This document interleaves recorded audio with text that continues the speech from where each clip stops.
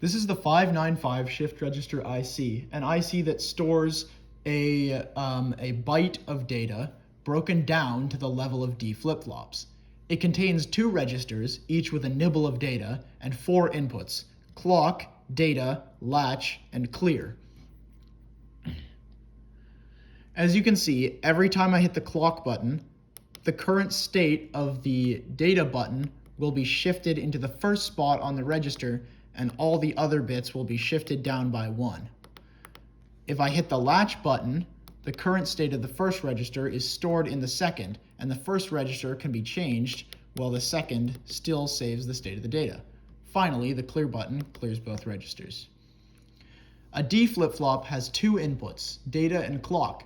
The state of the data input is read on the rising edge of the clock input. I'm not going to go too in-depth on this, as I've done a deeper dive into latches in Project 1.6.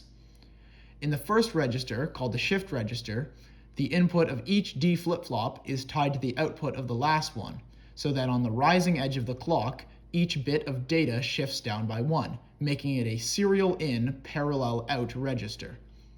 The first flip-flop's input is tied to a button with a pull-down resistor.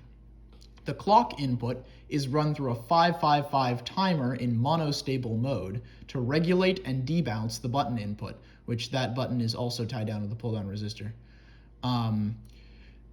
This means that when the clock button is pushed, the 555's output will turn on for a certain amount of time based on the attached resistor and capacitor. This 555's output is connected to the clock pin on each IC in the first register.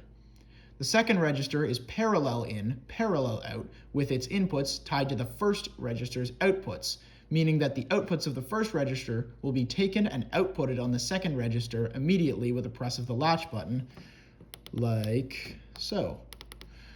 And the latch button is tied to the clock inputs of the second register.